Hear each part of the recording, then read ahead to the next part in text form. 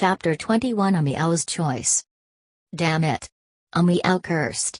She estimated that no more than 2 minutes had passed since the blackout. She could not make any more delay. However, the direction was headed toward the garden. She remembered that there was a large fountain there. She closed her eyes and in the next second, she turned around without hesitation. Let her go. The scene in the garden caused A Miao's anger to erupt. Xia Mei was suppressing Zhou Xiao at the fountain, forcing the latter's head into the water. A Miao ran to them and shoved Xia Mei aside. With a turn of her body, Xia Mei plunged into the water. Zhou Xiao, are you okay? A Miao helped Zhou Xiao sit down, frantically patting her back. Ha! A Miao! Ha! Zhou Xiao was gasping for breath. She then burst into tears and threw herself into A Miao's embrace. A Miao! I thought I'm going to die. I nearly died earlier. Xia Mei pathetically climbed out of the fountain. She raised her hand and was about to strike when A Miao thrust her leg at Xia Mei. Right then, A Miao saw that the lights had come back on inside the hall. You bitch! Without waiting for her to continue her words, A Miao bellowed, shut up. Do you think I don't dare to call the cops and tell them you're committing murder? Try it if you dare. Xia Mei cried. Go on. Let's see who the cops will believe. The music inside the hall once again resounded, yet A Miao's mood had never been darker. She had failed. Shen Xinglan gave her an opportunity that lasted 5 minutes, yet she still failed. HMPH. Cat got your tongue? Xia Mei threatened her, saying, kneel down and beg for my forgiveness, both of you. Or else I'd tell grandfather that you hit me. Right then, A Miao was so furious that she even desired to kill Xia Mei. She said coldly, go ahead. Let's see how you'll explain why I hit you. I'd tell them I caught your friend stealing things. Do you think I'd? Are you an idiot? A Miao interrupted Xia Mei's words. Whatever reason you have, I dare say they'll immediately lock you up the moment you charge in. Xia Mei was stupefied. It was only then that she remembered today's occasion. Her parents were not around either. If she ruined Xia Wan's banquet, Yao Lily would certainly scold her and her grandfather might very well throw her out of the house. Just wait and see. I won't let this go. She stared hatefully at A Miao before turning around and running away. A Miao brought Zhou Xiao back to her room. How are you? Do you feel a little better now?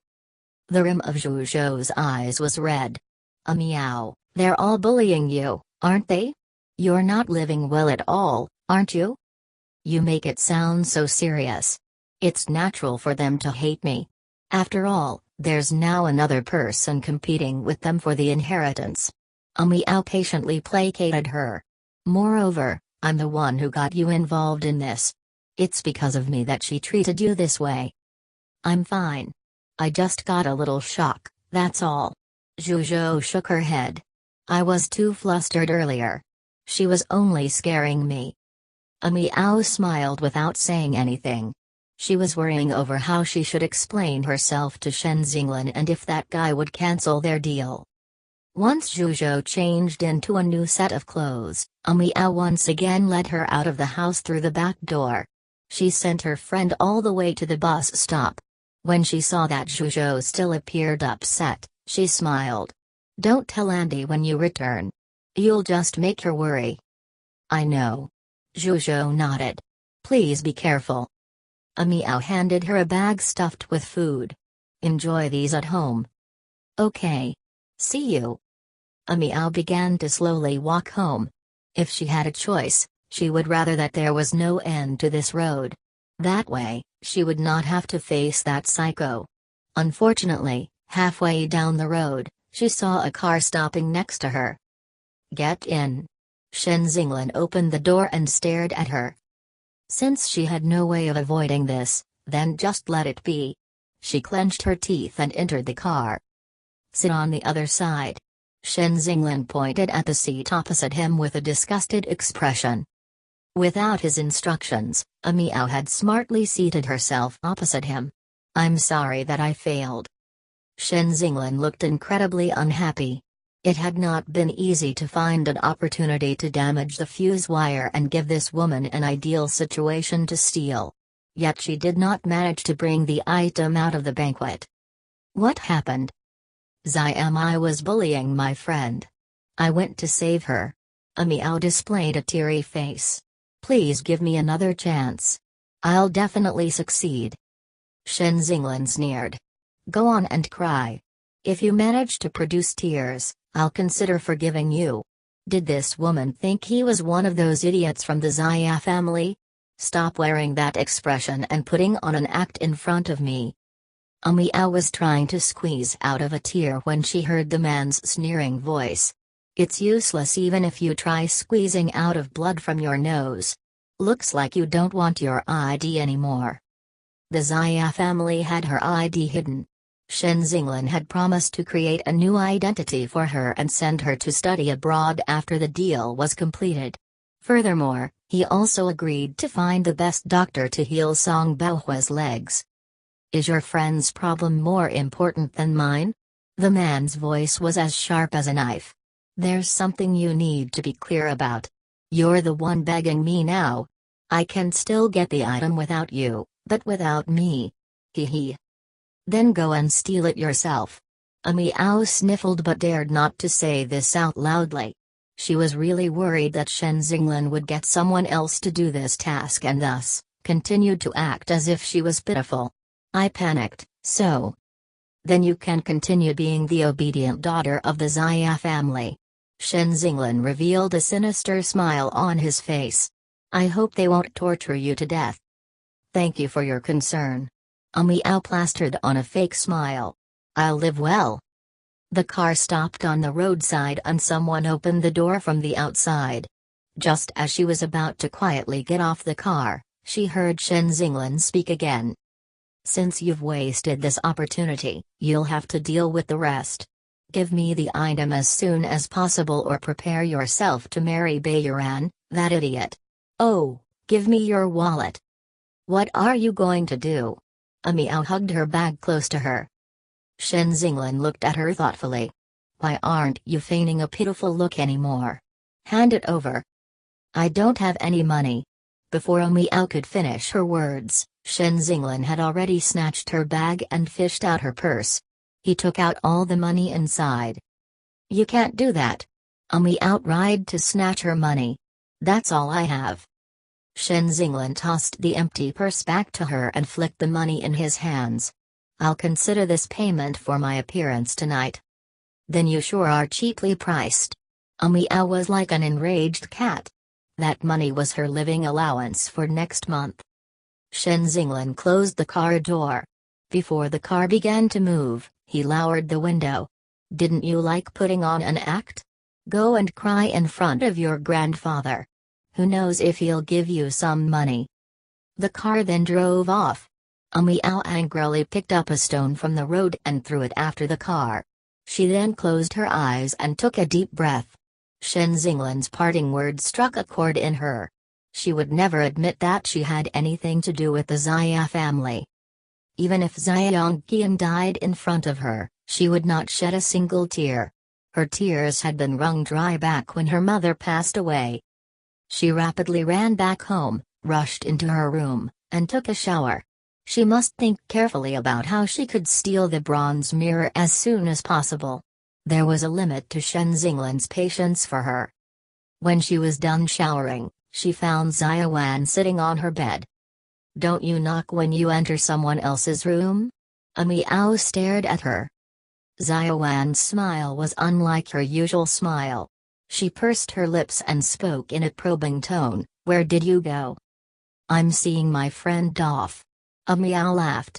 What's wrong? Xia Wan was suppressing a bellyful of anger. Not only was there an abrupt blackout during her birthday banquet, but Shen Xinglan had disappeared afterward as well. Meanwhile, Xia Mei had been going around, crying about how A Miao brought in a random stranger. Why did it take you so long? Xia Wan was suspicious of her. Someone saw Shen Xinglan's car circling around the area twice. A Miao put on a look of astonishment as she wiped her hair. The minibus was late, so we waited for a bit. Xiaowan frowned. Seeing the confused look on A Miao's face, she thought that she might be overthinking. Why would Shen Xinglan have anything to do with this illegitimate child? Did something happen? A Miao purposefully asked. Oh, nothing.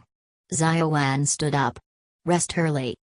Instead of returning to her room, Xiaowan made her way to the study where Xia Yongqiang was waiting for her. See, I didn't lie to you, did I?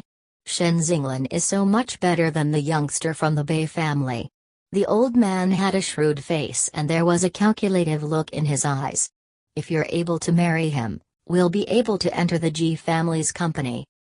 He did not complete his sentence. He had even thought of making the Ji family's business his.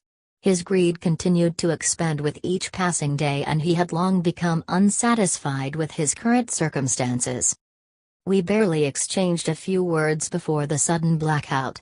Xiaowan continued in a dejected voice, it's improper for me to be too direct when he has a celebrity as his companion. Xia Yongqiang was unhappy. You didn't even get his number? I didn't get the chance and he's nowhere to be found after the power failure, Xiaowan complained. Grandfather, why isn't the fuse wire fixed beforehand if there's an issue with it? I didn't expect it either. Xia Yongqiang massaged the space between his eyebrows. I've already asked your father to get someone to fix it. During breakfast time the next morning, Xia Haixin entered the dining hall and said, the repairman said they'd need to fix the entire circuit so I told them to fix it over the weekend. Since there won't be electricity the entire day, why don't we stay in the holiday villa? I don't want to go with her. Xia Mei slammed her hand onto the table, creating a loud banging sound. Yao Lily cried, do you want to go, A Miao? Have you caught up with your school work for when classes begin? Yao Lily interrupted her. Why don't you stay home and revise your studies? A Miao shrugged expressionlessly. Okay. On Friday morning, Xiaowan spoke to her before leaving. Let's go out for dinner tonight. Stay home and wait for me to pick you up. Why? A Miao could tell that Xiaowan was up to something. Xiaowan did not reply and left in a rush. A Miao deliberately took her time getting ready at night and by the time she left the room, she saw that Xiaowan's expression was a little dark. Why are you so slow? I've got an upset stomach. Why don't we have dinner some other day? A Miao sized her up. Xiaowan was wearing a purple dress. Evidently, she had put the utmost care into her appearance today. Let's go. I've already booked a table for us. In the car, A Miao could see that the corners of Xiaowan's lips were upturned as if she was suppressing some sort of emotion. Is it going to be just the two of us? She asked, trying to gauge Xiaowan's reaction. Xiaowan turned her head to look at her. That's right. When she got no response from A Miao, she smiled and continued, we'll be going on a holiday tomorrow, leaving you alone at home. So I'm going to treat you to a feast today. Is that so? Thanks then. A Miao smirked. Deep inside, she was sneering at this woman. I'd be a fool if I trust you. When the car took a turn into a street, the driver suddenly said, Miss Elder, that's the Bei family's car. Oh? Xiaowan got near to the car window. That's Sharan. Hurry up and stop the car. Bei Yuan was standing on the roadside while making a call. When he saw them, he happily said, Xiaowan. What a coincidence, said Xiaowan. What a coincidence, said Xiaowan.